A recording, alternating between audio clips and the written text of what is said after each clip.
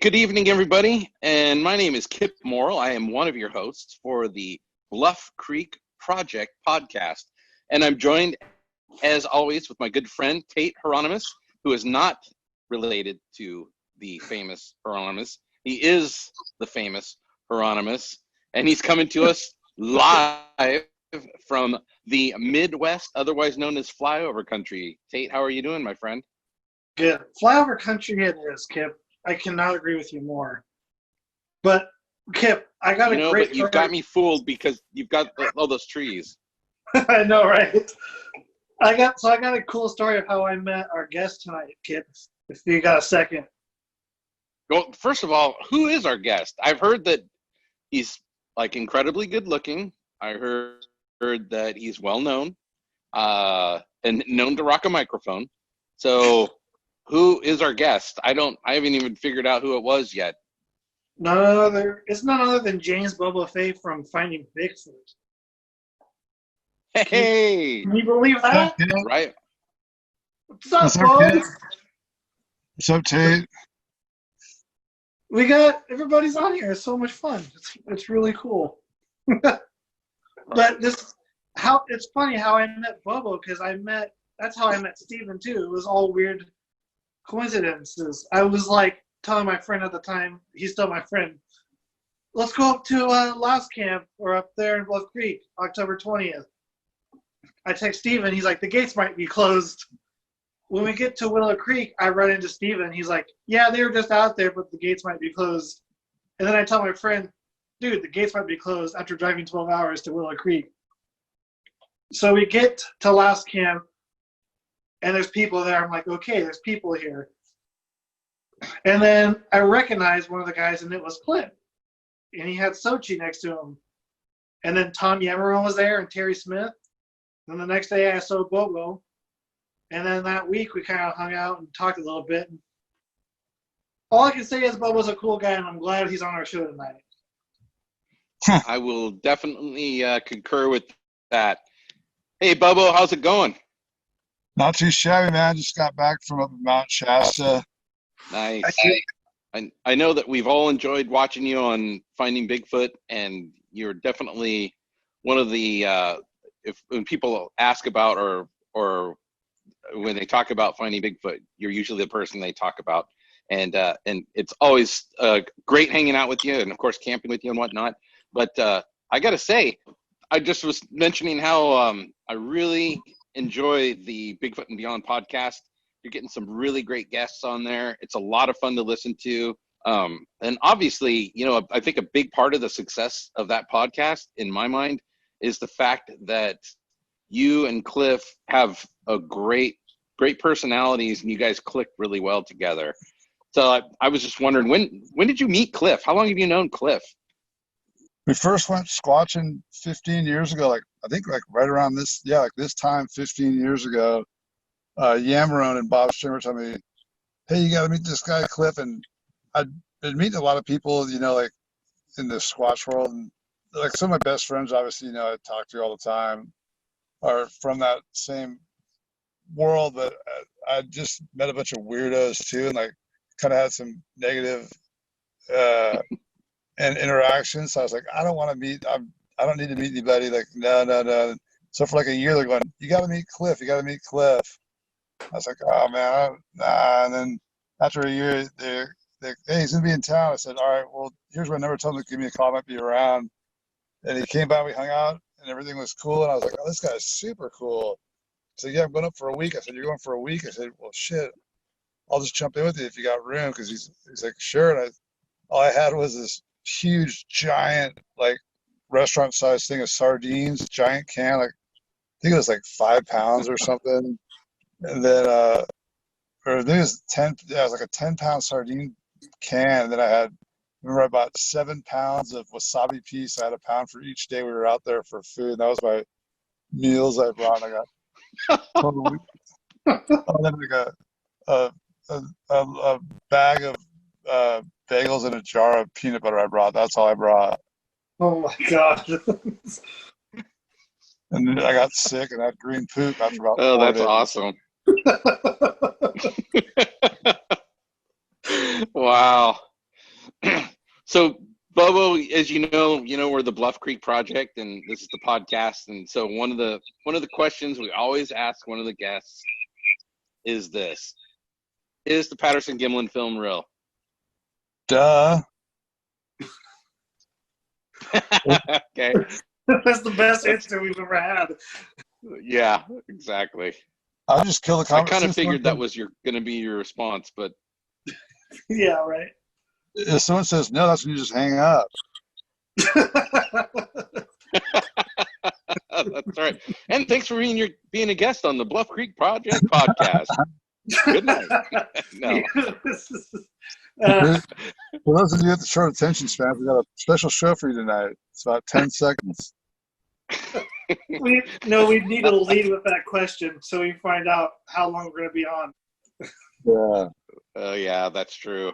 So I'm sure you've answered this question many, many times on many, many podcasts, but we'd like to go ahead and ask it too. What got you into this whole thing and this whole crazy world of Bigfooting? Well, I just got into Bigfoot like everyone else, high IQ and good looks. That's the best way, man. And I heard there's, Yeah. I heard there's tons of chicks are into it too, so that was another selling point. And lots of money into it. Oh yeah. Lots of Bigfoot bucks. There's a lot of money in it. It's usually the Victoria's Secret models hanging around the campfire, the Squatch camp. It's all glamorous out there. That's hilarious. That's the only reason I got into it was for the chicks and stuff. Yeah. Yeah. Bigfoot's second. That's a plus. Do you wait till? I know, because like with this whole zombie thing, I was like, what the hell are all these girls doing getting into zombies? Like, zombies are lame. Like, Bigfoot's real. Like, get into Squatchin. Like, it's like, what the hell? Same with ghosts. Like, all these ghost things are all popular and shit. I'm just like, screw the ghosts, man. It's all about the Squatch. What are you girls doing? Yeah. Hey, but you know what? Only the smart girls are into Bigfoot. Other ones That's are true. Yeah, there's a lot of really cool women in Squatchin, that's for sure. Yeah. I know Kipp is one of them.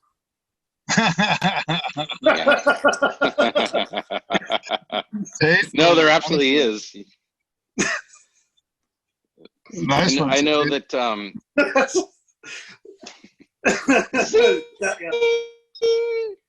nice. No, it's been interesting. Obviously, like one of my favorite events that I like to go to is Beachfoot, and my good friend Shelly Covington, Montana, is usually there, and my other good friend Amy Bew, and they're pretty into it and pretty serious and doing some good work, in different ways. Shelly's coming out and spending months and months out in the field, and so yeah, it's not just a guy thing anymore. So. Oh no, it's changed. Like, yeah, I mean, like the first couple of times I went on these things, there was never any women, and then when we did the first BFRO public expeditions, I think there's just Mantra and Kathy Strain and Christine Walls, who married Mel Stahan. And I think that there's maybe one other Kathy, and I think there was like 70 guys and like 4 or 5 women on the first public expeditions. It was about that kind of ratio, and now there's a lot more women have gotten into it. It's cool. Jeez. Yeah, it definitely has changed.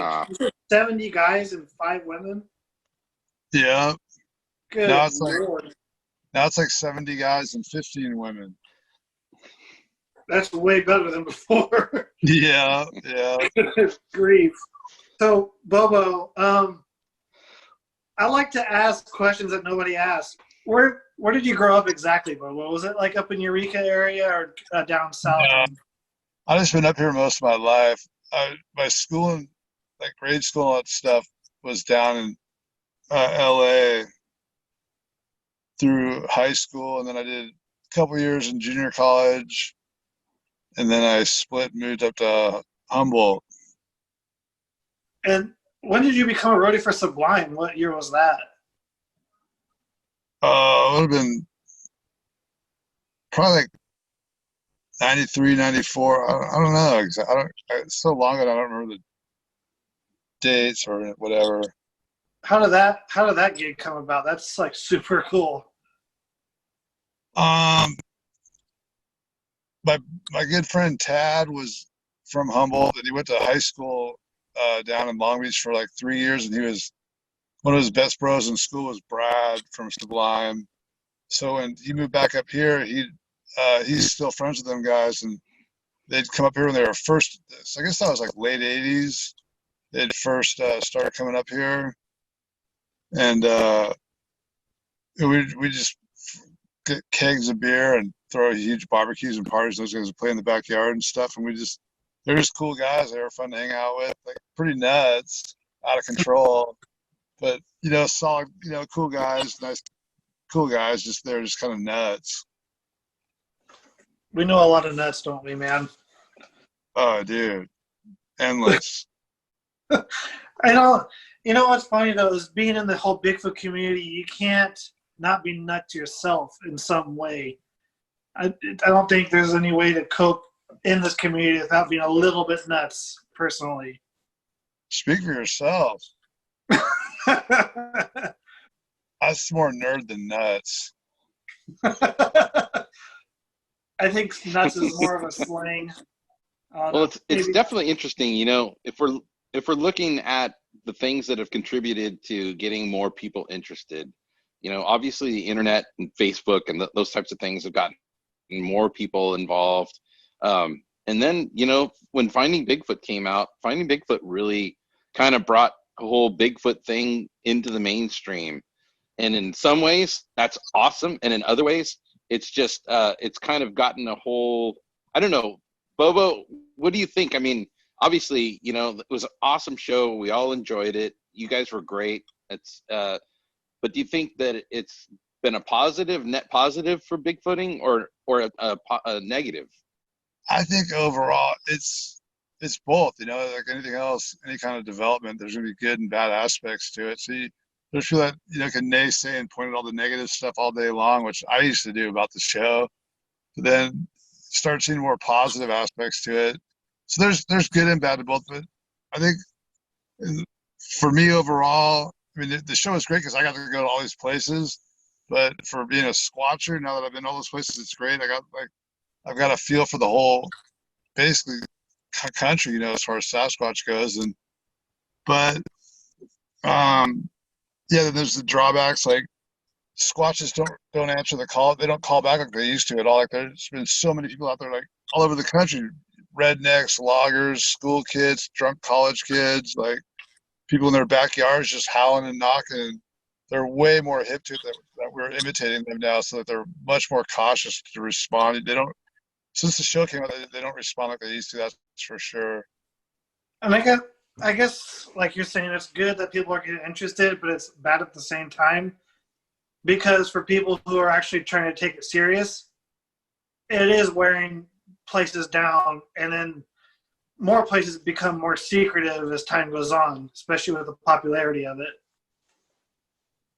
Yeah, I mean, Squatches move. I mean, whatever. I mean, they'll be all. The Squatch is going to be all right. They always say, "Well, we need to protect them." I'm like, no, they don't need to be managed like some game animal. Like it's not like deer or something.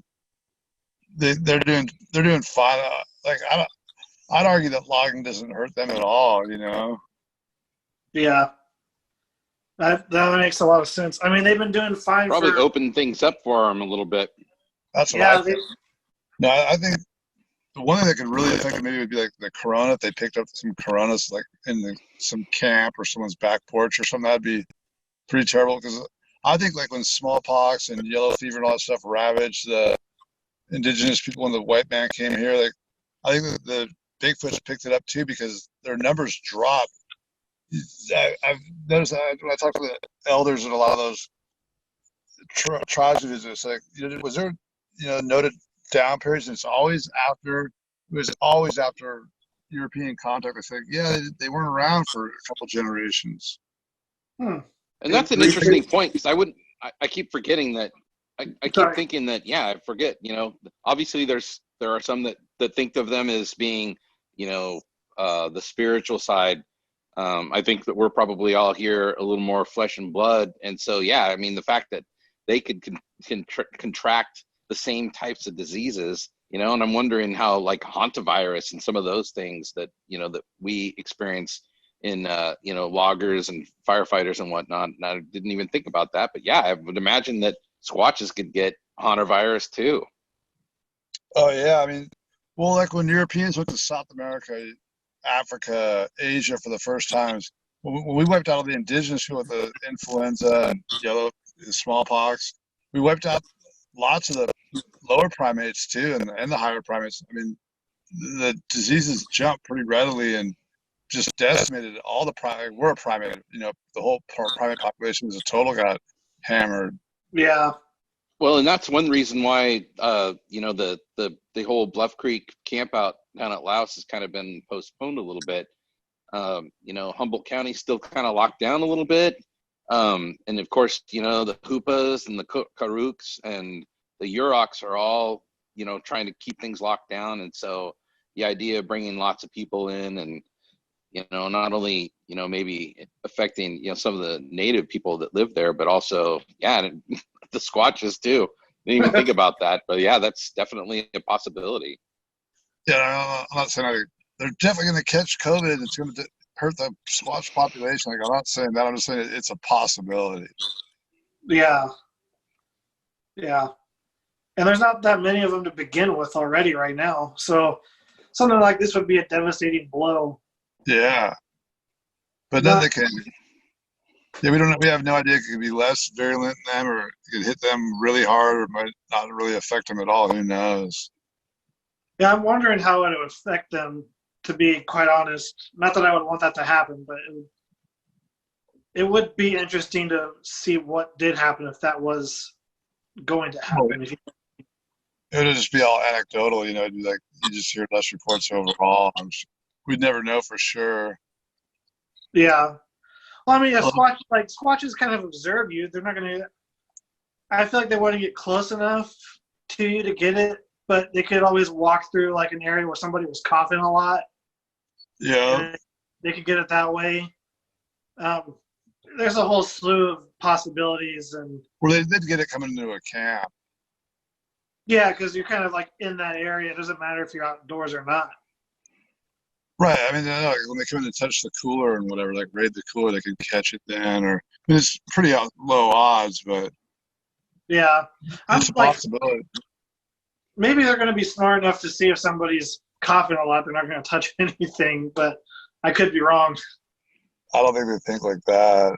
I'm going to leave some masks in my gifting bowl. Yeah, there you go. I knew Kipp would have a solution. Some gloves, some hand sanitizer, and some masks. Yeah. I need some extra large gloves and some giant masks for the Sasquatch. Oh, okay. You got any Magnum masks? So Bobo, you got any Magnum gloves back there? Yeah. All right. So Bobo, you've gotten to travel all over the world to go Squatch, which is totally cool. I mean, Tibet, over into Asia, all over the place. But, you know, I mean, you're in Humboldt County, but out of all those places that you've gotten to go, is there any place that sticks out in your mind that you would think that, man, I'd like to spend more time there? Get me some people and one or two people and let me get some equipment and let me spend some time there. Is there any place that sticks out in your mind? Yeah. Two for sure. I mean, Indonesia is kind of way a shot in the dark. Vietnam, waste of time. China, basically a waste of time. But there's a specific spot down the Amazon where the Mapinguari is, where it shows up every winter and summer solstice for a week and howls and screams and walks up and down this ridge line. Like within a week, either side of it's sometime around Christmas, mid-December and then June. So actually just like in a week, it'll be that time. It'll be back down. I was real close to getting funding to do that whole thing. I had this production company was really into doing that. Then that whole Weinstein thing broke, and that sunk that whole project. But yeah, there's there, and then where I had that encounter with the Yeti up in Nepal. I'd love to go back to that place because that was just. It came. It wasn't like a Sasquatch. It wasn't like they're not Sasquatches. They're more animalistic. They're not quite as savvy at all. Like they're, you're dealing with a wild animal, not like a wild person. So kind of more like a chimp or a gorilla than anything. Yeah, totally. That's what they say. I know one place I was looking forward to when the show came out, and I don't think it was a waste of time. Iowa. Great state of corn. The top northeast corner was bitching, man. It was nice out there. It was like Vietnam. It was beautiful rolling green hills, and then there's those bluffs along the Mississippi. But yeah, it's not like people think. I've been in other parts of Iowa. It's like, this is boring, ugly, just hate it, flat terrain. But that northeast corner up there, like, what's that place called? Yellow River State Park, I think. Yeah, Yellow River State Park. Something like that, I think so. Yeah, that place was killer, dude. We had them 2 nights in a row around us there, and there's all kinds of action. I mean, that place was going off.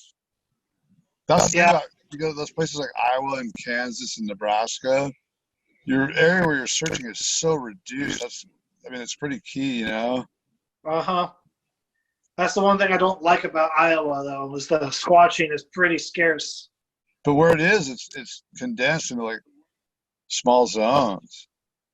Yeah, I found a couple areas like that here, not too far, but it's like there's such a small area that I think you're better off going to a different state that has a lot more forest, personally, especially in certain times of the year. Yeah, they're not there in the winter. You know? It seems like in Iowa, they're using those rivers. Iowa's kind of a transit point. They go to better habitat through the rivers. That's how they transport themselves through there. Yeah. Well, like Kipp said, Iowa's the flyover state, so I'm imagining Sasquatches do the same thing, but they're not flying, they're walking. Or floating in the shape of a glowing orb. I like to check out those. I check out those documentaries on Amazon every once in a while, and I wanted to just watch it, mainly because Ron Moorhead was on there. But it's called The Supernatural Sasquatch. And it was kind of interesting. And, we don't know what we don't know. But, what's your take, Bobo? Do you think there's anything to some of that? What's it called? That he wrote that book, I can't even think of the name of it. But talking about, quantum Bigfoot. Anyway, Ron Moorhead's book and Quantum Bigfoot. Yeah. What's your take on that stuff? Not to get too controversial, because I know that these are friends of yours too. So, it doesn't matter. I go back and forth every day. It's like, well, if these things are super, super smart, like mind reading, interdimensional, then how come they're digging trash and picking up stuff off the side of the roadkill on the side of the road? That whole aspect of it. Mm-hmm. But I've seen weird stuff out there.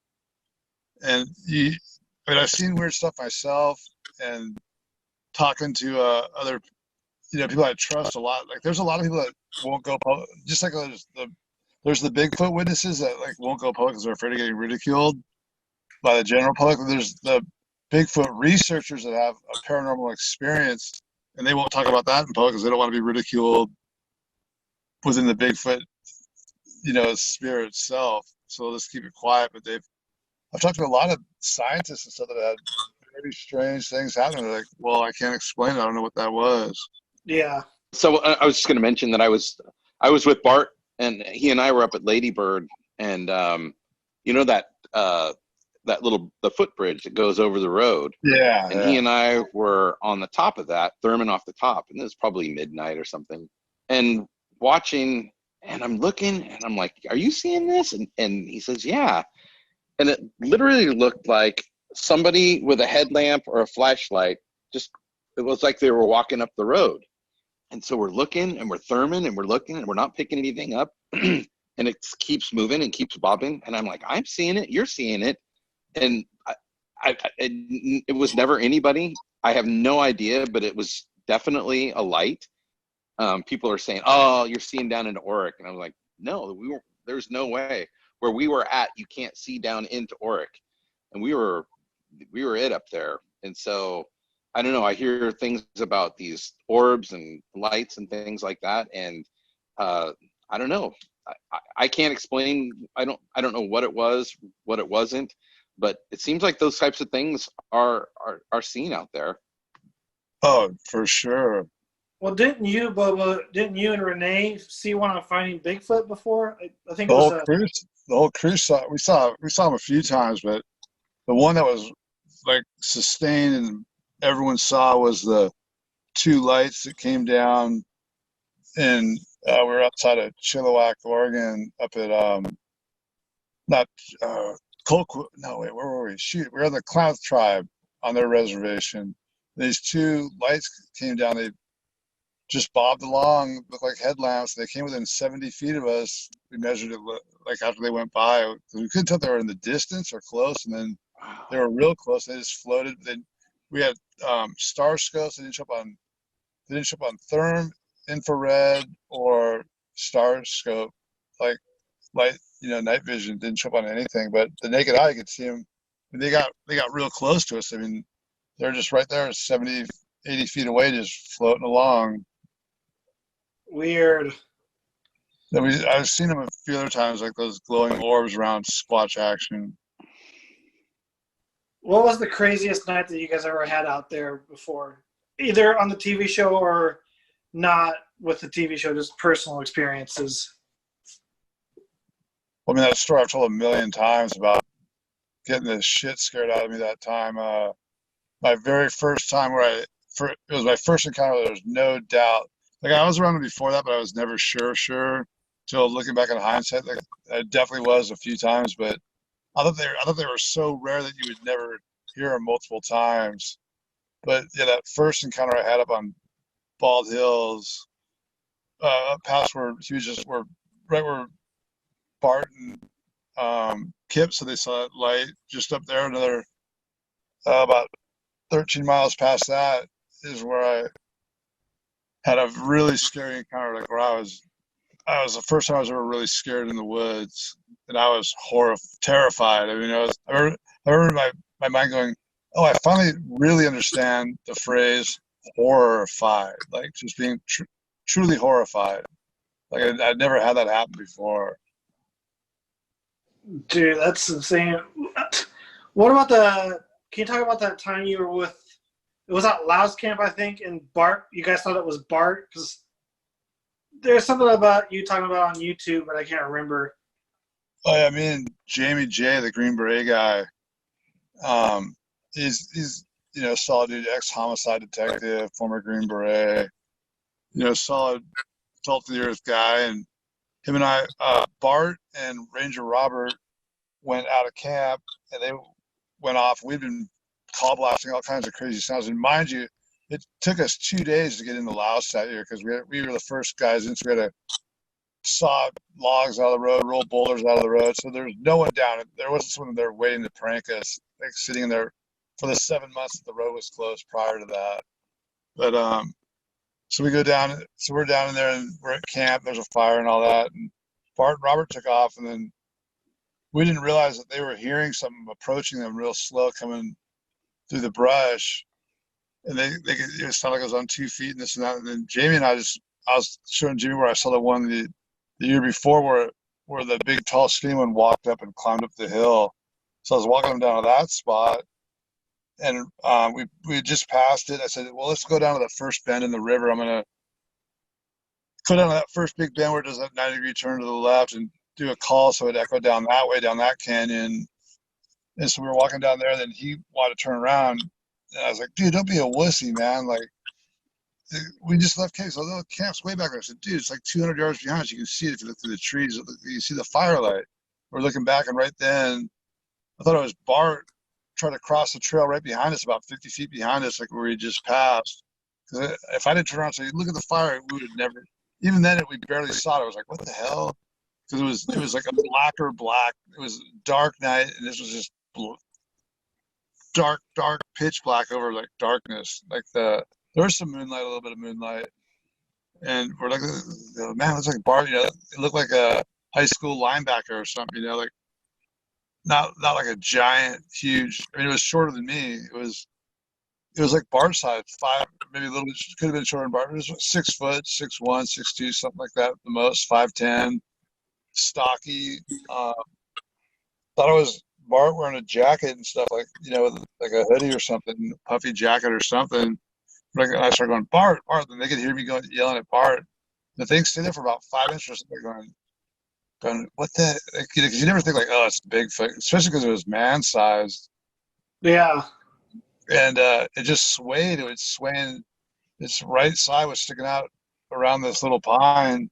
It just swayed back and forth. And after about 5 minutes, it just crossed the trail, and it did that full glide, like looked like it floated across the trail, like no bobbing head and shoulders. Like it just looked like it floated across. It just took such smooth steps. And when we walked back, we was like, let's walk back over there. We walked over there, and I realized right then, it was that same spot the year before where that tall, skinny one had cut up to escape. It went up that exact same little pathway. That's insane. I heard that story. It's like, that's such a cool, unique encounter. That's such a cool experience to have. Yeah, it was more aggravating than anything because we're like, damn. And then we walked back, and we walked right by Robert and Bart again. They were like laying down there and all with their. They think we blew the shot. They would have never got the shot. The thing was not going to walk in this 20 feet of them holding a Sony night shot because they can see that infrared. They had infrared. It's infrared light. They can see that. So they were lamenting that we had blown their golden opportunity. But I think they just would have been the usual. Would have came close enough to hear but not see. Yeah. So here's a question about equipment. I'm just curious. If you had your choice between a therm and a night vision, which way would you go? I'm going to answer that in a political style way. We don't have to make that choice anymore because you can now get an integrated therm night vision. I've seen those. I got to look through a couple of those units. They're insane. It's like daylight with living things highlighted. It's incredible. Wow. It's beyond. It's not. How much does something like that run? Right now, I heard the prices are coming down fast, but the one I was looking at that was really insane. Like it was for like feature films and stuff. Was 75 grand, but I heard that the one, like they're basically doing that on car vehicles now. They're having like a real scaled down version of that in some high end vehicles, like where there's like a square of your like a foot square of your windshield is really a projected computer screen, and it does the night vision and thermal mixed in on display where you're looking at night. I don't know if you've seen that. Wow. Awesome. Yeah. I know somebody in Tate's family, if you ever need a loan for any kind of expensive item, probably go with them. I heard his whole family's television producers. That's what I've heard too. Yeah, we're successful television producers.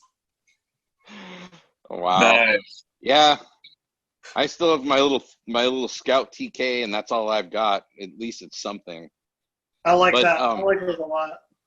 Well, I'd like to have something like what Bart has. That is it a Pulsar? I think it is. Yeah, Pulsar. You're wasting your time if you don't have something like that. It seems like. Oh man.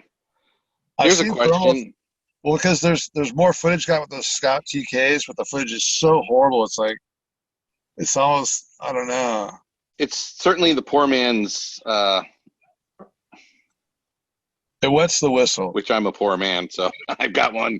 But at least, yeah, I feel like it gives me a little something while I'm out there, so that I can at least, I can pretend like I'm a Squatcher.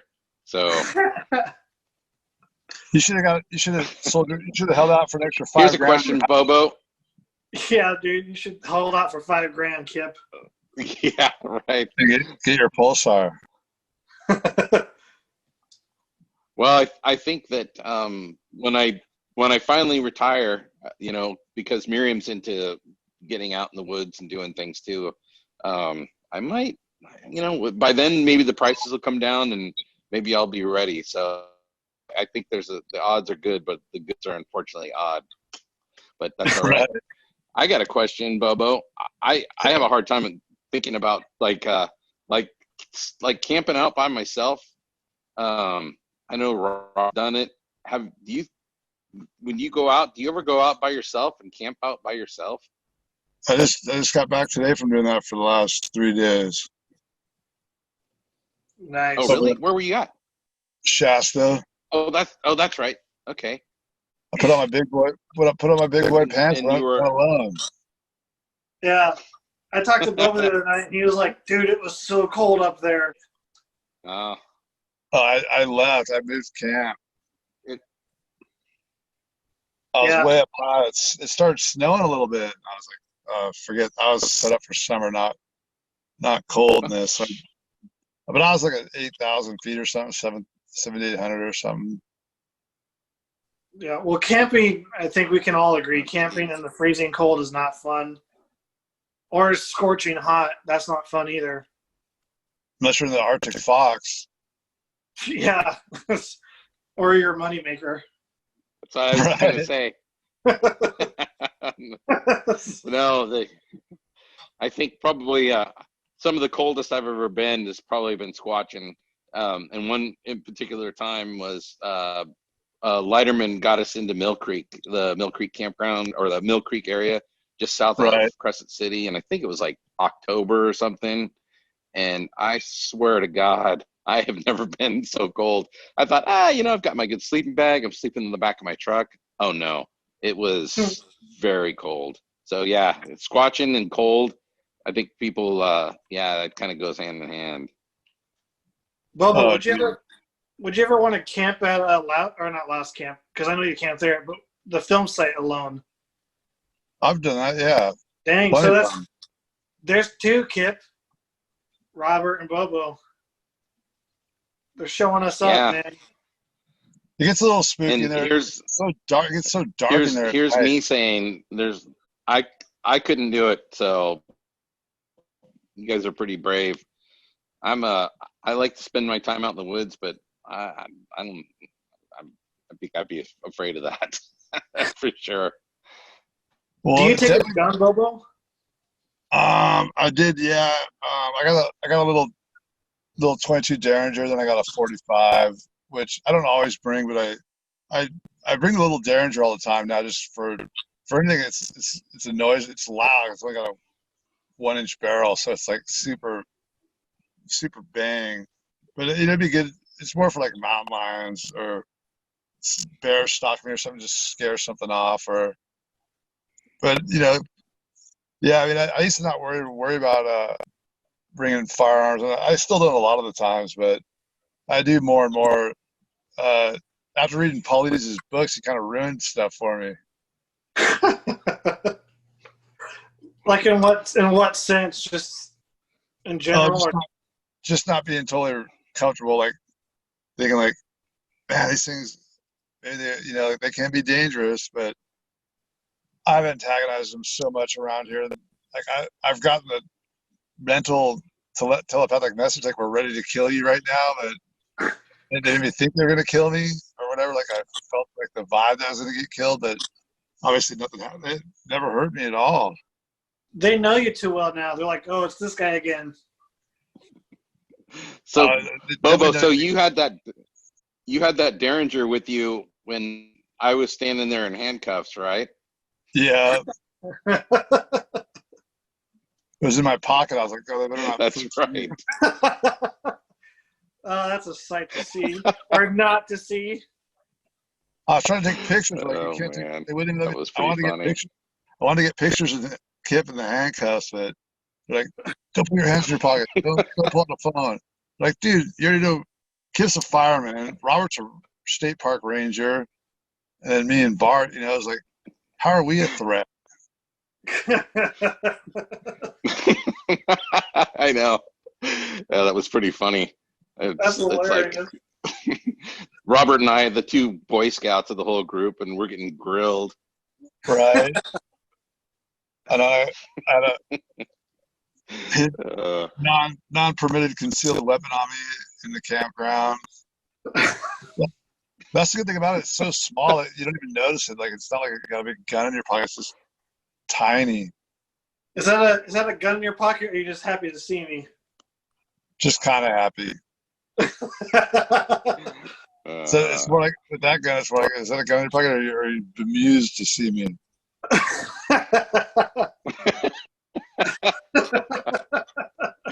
Oh, that's hilarious. I remember when Bobo was up there. I think it was a couple years ago, in October-ish. I saw you had your little Derringer out when we were shooting at a tree. I think it was loud too. Dude, it's so loud. I was telling you, like, because people look at it and go, "Oh, it's because it's the smallest gun you can buy in California." Yeah.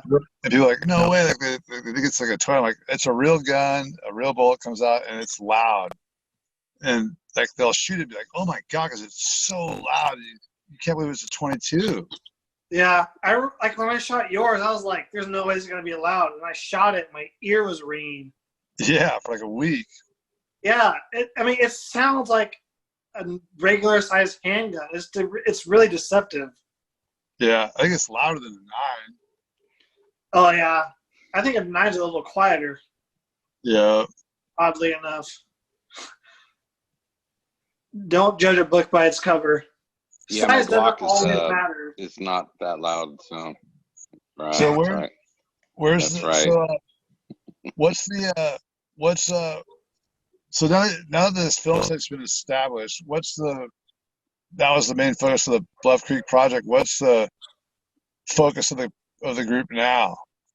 So, one of the things was that we have a 16 millimeter camera that's just basically the same model that Roger Patterson had. We got a hold of some 16 millimeter film, and now it's just trying to determine if we can determine like the lens that was being used. And I don't remember some of the technical stuff.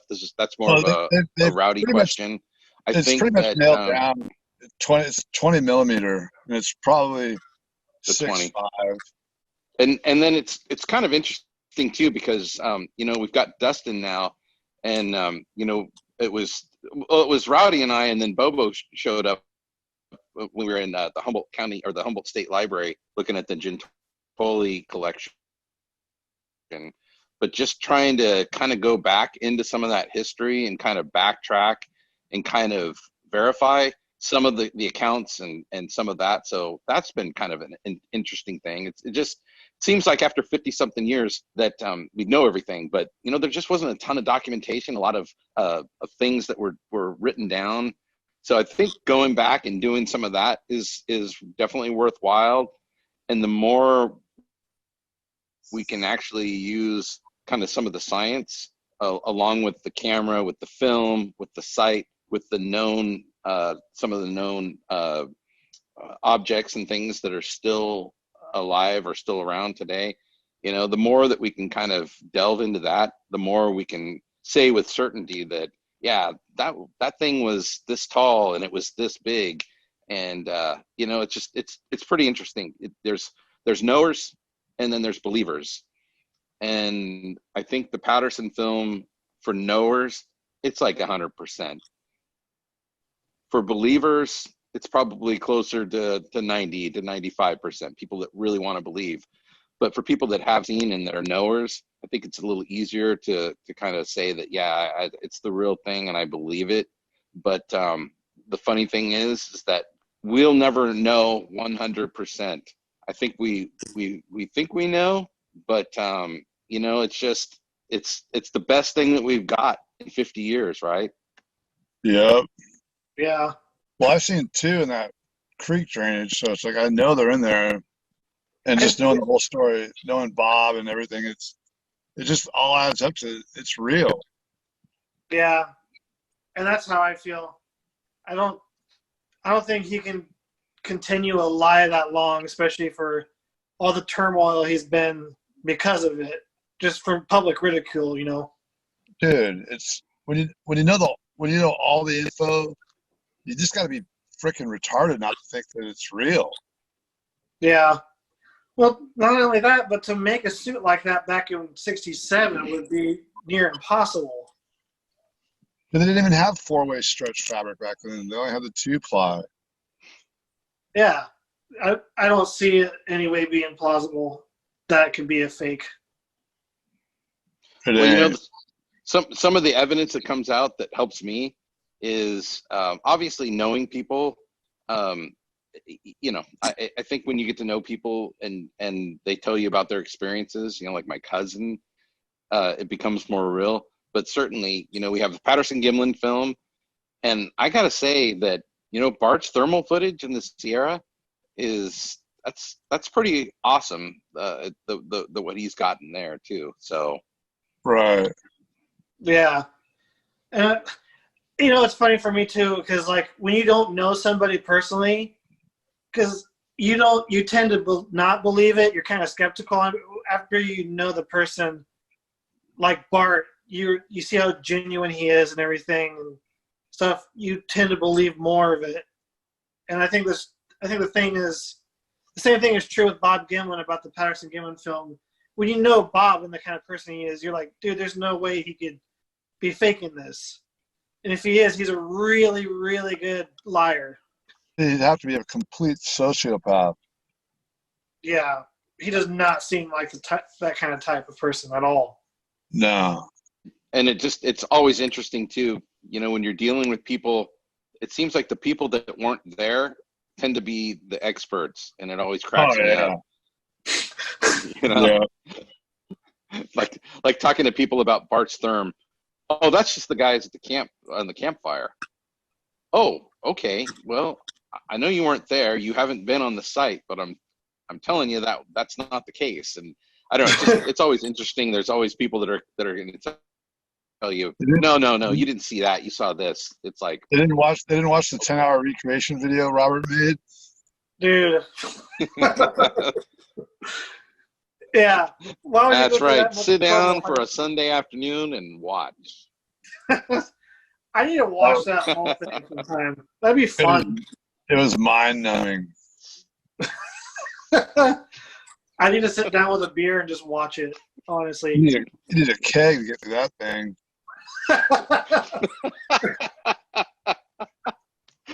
Oh.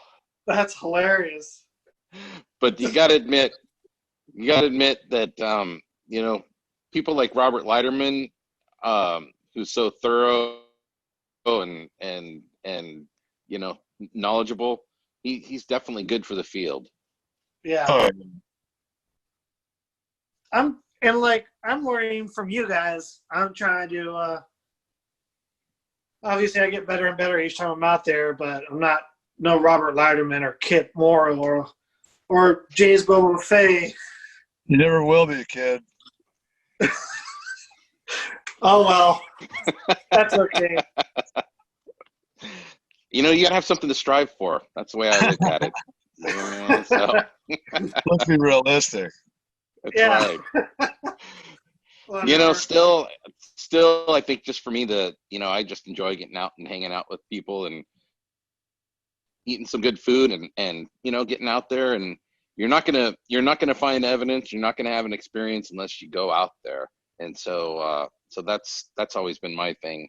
It's a great hobby. I love doing it. And so and mostly because I like hanging out with the cool people that I get to hang out with and meet. So, I've met some really, really cool people in the last 10 years, Bart, Leiderman, Rowdy, Bobo. What's your name again? Tate Hieronymus? Yes. Uh-huh. Steven. Yeah. I mean, just really interesting, cool people that have a lot of knowledge. I'm just sorry you guys have to. Just a lot of good people. I'm sorry you guys have to know me. That's the sad thing about it. No comment. There is something I want to ask you guys because we were all there when we went to go look at those nests. What was it? Not last year, 2018, October. You guys remember that? Yeah. What do you think of that? Oh yeah. Those firefighters ruined it. Jerks. Yep. That was the gnarliest place. Yeah, those numbskulls. Yeah, that was the gnarliest place I ever went with a witness, like to go to the location. And it was like it was a cliff in certain part of it. You had to use all fours to climb up and down. That was at first I was like, okay, this is nice, but then it started getting steeper and steeper. And then I was like, good God, somebody's going to get killed. Well, you remember what I ended up doing, right? I got my cell phone boost. I had gotten a signal. I got my GPS.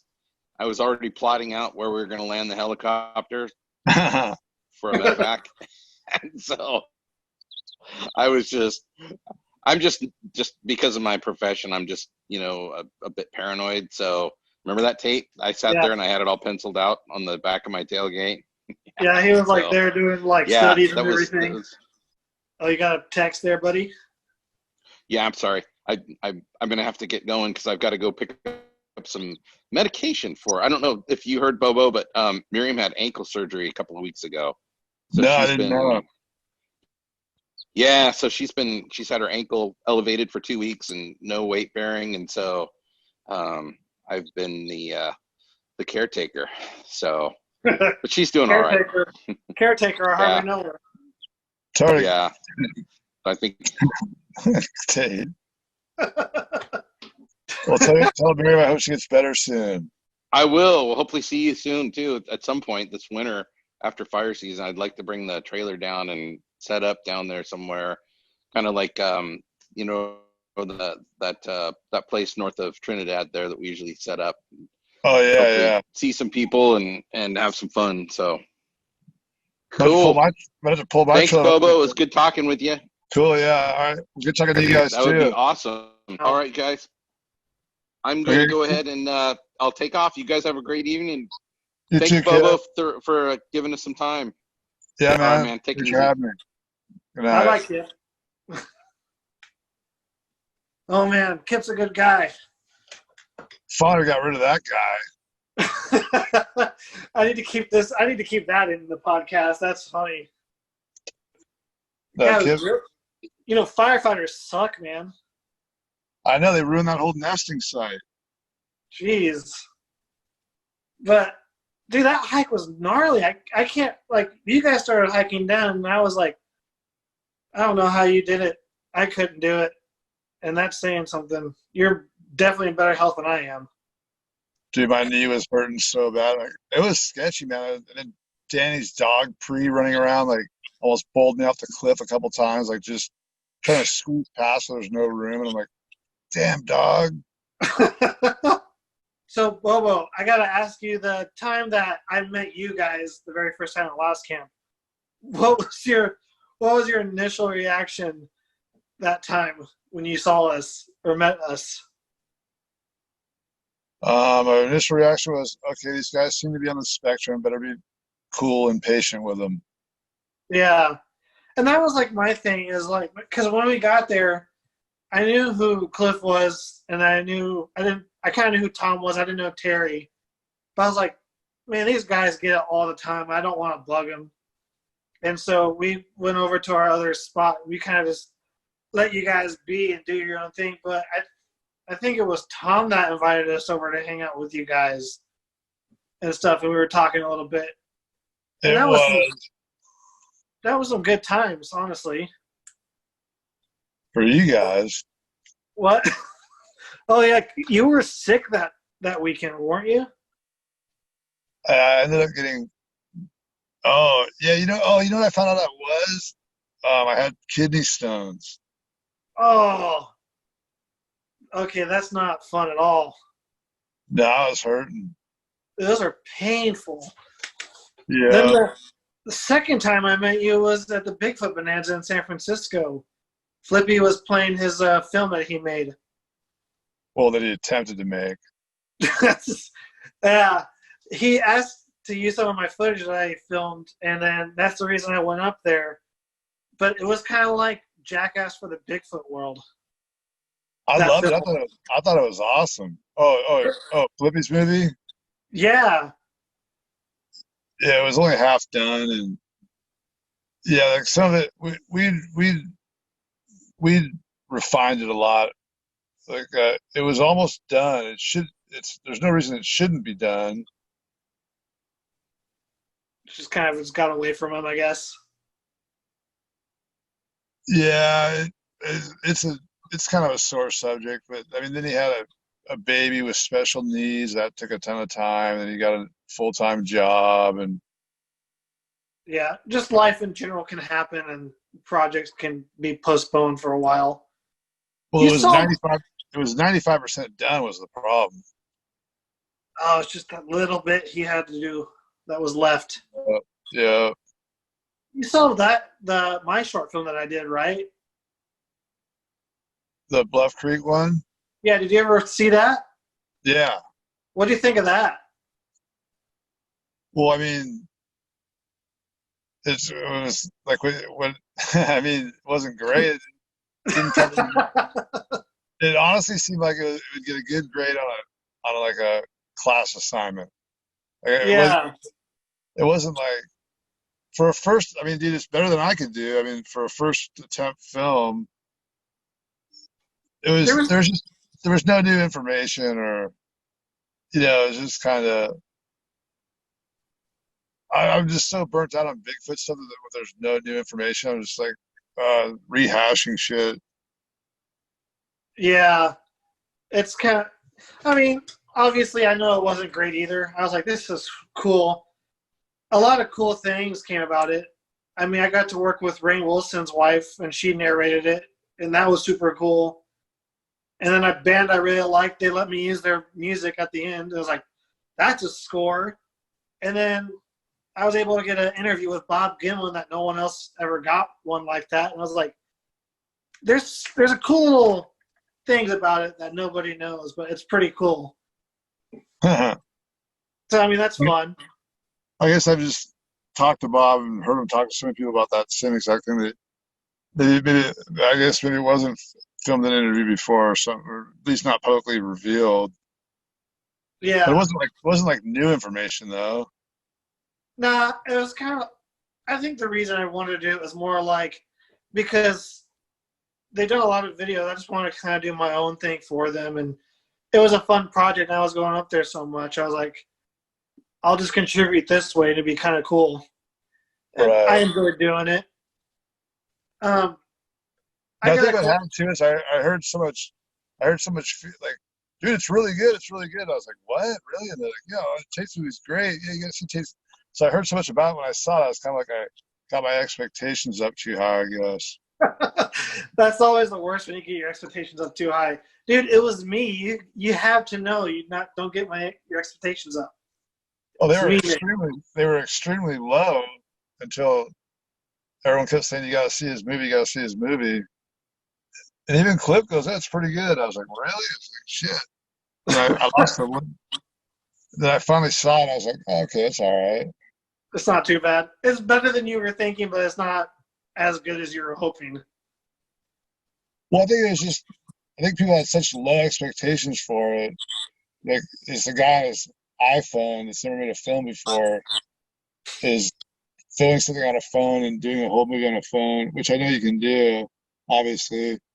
But I was like, whatever. And then I kept hearing like, oh, you gotta see it. And I was expecting like some professional documentary, like Nobel or whatever.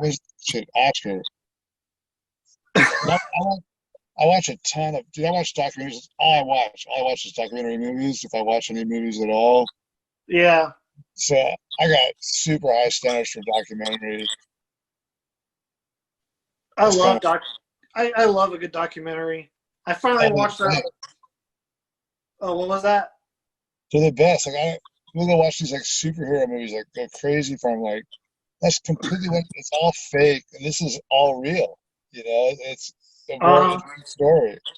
They're more captivating too, and I think there's more documentaries coming out more and more in this day and age. Dude, documentaries outdid movies on Netflix a couple months ago. Seriously? Yeah. Dang. Oh, I finally watched that Jeffrey Epstein documentary. It was pretty weak. That guy was weird, though. Oh, monster. Dude, it's crazy. People are disgusting sometimes. You know, you just never know. It's sickening. I And used to be a people person until people ruined it. Oh, yeah. People, dude, you can never trust them. I don't even trust myself. You don't trust who? I don't even trust myself. That's one of the people I trust the least. Especially if it's something like guard these brownies or something, you know. No, so that was a whole like rumor back then. Was it actual brownies that you got sick from? When I got when I got the rat poison. Yeah. Oh, because people were like, Bobo's losing his hair and everything. And it was rat poison. Oh, someone gave you stuff with rat poison in it, right? Yeah, this crazy lady. Everyone told me not to eat it. I just kept going like, "No way, you're crazy!" And I was like, "It's so good." Like she's nuts. I'm like, "So what? Just because you're crazy doesn't mean you can't cook." Some crazy people can cook really good food. Oh, for sure. And it's sad because sometimes it's sad in the fact that if you get food from a crazy person, it's good, but you don't know what's in them exactly. Right. Well, I mean, people would give me because for most of the time I was the fattest guy on the show until the last season. Then Moneymaker got the title. You got longest hair and fattest guy. He took both my titles. But did you find a new title yet? Well, were you the tallest guy? Yeah, I was the tallest. That's all I got going for me now. And even that, I'm shorter than I was. Do you hunch, or is it just because you walked? When I got in that head-on car crash, my torso and back and everything, hips got jacked up. My left leg, I mean, I know it's just twisted. I mean, I'm like almost an inch shorter on the left side now. Oh my God. You're like kind of wobbling, like that's crazy. I have a cousin who's kind of like shorter on one side than the other. Yeah, I mean, when I go to the chiropractor and they work on me, like I'll walk out and both my legs are even. By the next day it twists back up where it's like, I don't know, just that side's shorter again. Good grief. And do you get pain with that ever? Like, is there anything? Yeah. Well, my left hip's shot because I ran the block on the crab boats. Yeah. When the pots land and you land them, bring them up over the rail, they you stop with your body, like you bounce it off your hip to stop it. So you see that several hundred times. You got a couple 100-pound, whatever. You got all this steel plus the weight of the crabs in there. And it's usually rough. Usually the boat's rocking back and forth. You swing the pot up to land it. You usually just put your hip there and block it with your hip. So my hip's trashed. I'm definitely gonna need a hip replacement sometime coming up because I've way cut back my hiking and everything too because of that. Good grief.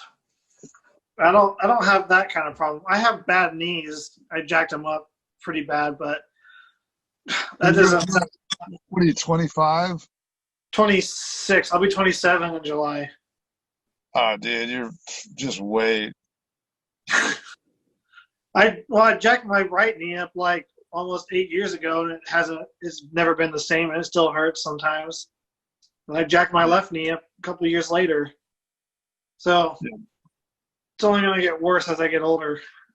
Yeah, I had bad knees. Then in 1993, I got a chainsaw through my knee when I was on this logging job. And that definitely thrashed. That still causes a lot of issues for like trying to hike and just pain and stuff like that. Dang, dude. everyone goes through stuff like that. It's just part of it. Yeah, there's nothing you can do about it. And like, that's the thing. Well, you can, but like surgery and stuff. But like at the same time, sometimes surgery can make things worse than they already are. Oh, you don't need.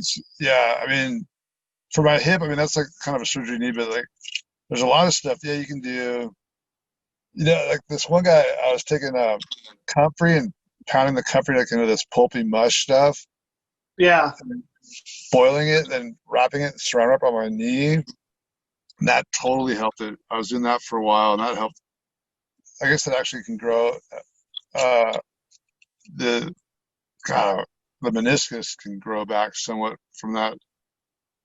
I don't know if it's all just wives' tale and it's all placebo, but it seemed to definitely work for me for a while. But I quit doing it. And benefits went away after a while.